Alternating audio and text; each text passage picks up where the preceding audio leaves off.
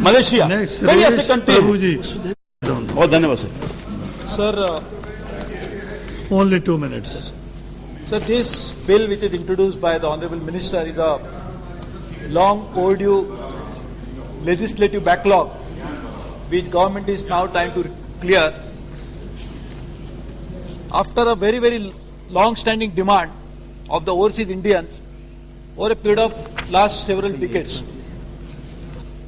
In fact, when we are welcoming this bill, as I should be, we must also consider it from this point of view that when the people were demanding that there should be a dual citizenship, we should be offered to the citizens of Indian origin, the persons of Indian origins now settled elsewhere and holding other country citizenship, whether that demand is really met by this legislation or not is a very important issue. Sir, so many prime ministers have announced number of times, including our present prime minister, that now we are going to offer the dual citizenship to you. So it's a sorry commentary that despite such pronouncement at the highest level like the prime minister and successive prime ministers of different political parties, we could not bring about a comprehensive legislation till today. And therefore, the demand of these various people is something which is really important, that we should know why they were demanding it.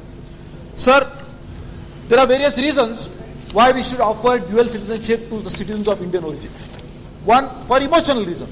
If somebody feels attached to his own motherland, obviously he has a right to be here and we should really recognize it. So many other countries are giving such dual citizenship, so therefore this should have been done. But from our own perspective, there is also an economic reason for it. So China gets $55 billion of foreign direct investment. Last year they got more than $55 billion. Sir, India hasn't got even 10% of that as a foreign direct investment. About 85% of the foreign direct investment that comes to China comes from persons of Chinese origin. Those who are now settled in Taiwan, those who could be in Hong Kong, they could be in United States, in Canada or other parts of the world. That shows that person, wherever he is settled, whatever citizenship is holding, he doesn't forget his motherland. So India is struggling to get foreign direct investment for a long time. And we are not able to make progress. In fact, we really analyze the reason why we are not able to do that. The fundamental reason is that is emotional bondage that motivates people to make their investment, their lifelong earnings into another foreign country, that they will make it only when they feel very comfortable with that country, and therefore persons of Indian origin would certainly be happy and looking forward to making that investment. So therefore, sir, from that background, when we are making this amendment, I am sure the government will take all the precautions on two counts. When we make law, as I said, first of all, there is a huge time gap between the announcement and now the legislation. Now very soon we should try to make rules. Otherwise it will happen that a law is passed by the parliament, but the rules may not be framed at all for a long time, and therefore it will not be operationalized. Secondly, on the rules, so the rules should be made in such a way which will not subvert the very intention for which the law is passed. It should not happen that for now seeking citizenship and getting registered, we'll have to go through such a rigorous process that probably nobody will be able to really acquire citizenship. And therefore, so that is also an important issue that we should keep in mind. Sir, there are some members who have mentioned that whether we should give even the right to vote to such citizenship or not. So it's a matter of serious consideration. We should really do that, because if there are many people who in India who live in India and about 55% people only vote, 45% of the people never vote.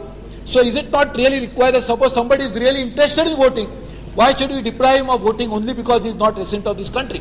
And therefore, sir, this also is the point that we should take into consideration. And sir, the point, and that's the general point which even my friend from Odisha has made, Mr. Mehta. Sir, whenever we bring about an ordinance, we should be extremely careful, because the ordinance should be the last resort. When the parliament was just about to be convened, the ordinance was issued probably about 1 week before that, just to make sure that the deadline is not breached. I think, sir, in future, we should try to make sure that a thinking cap of coming out with legislative process should not be worn during the intersession period, but during the session period. I've been saying that this session we have not been able to bring much legislation to the parliament.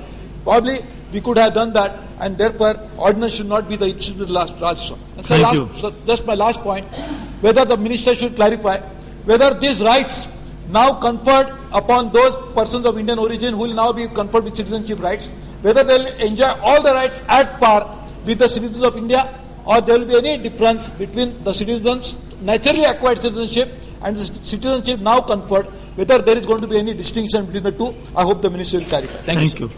Francis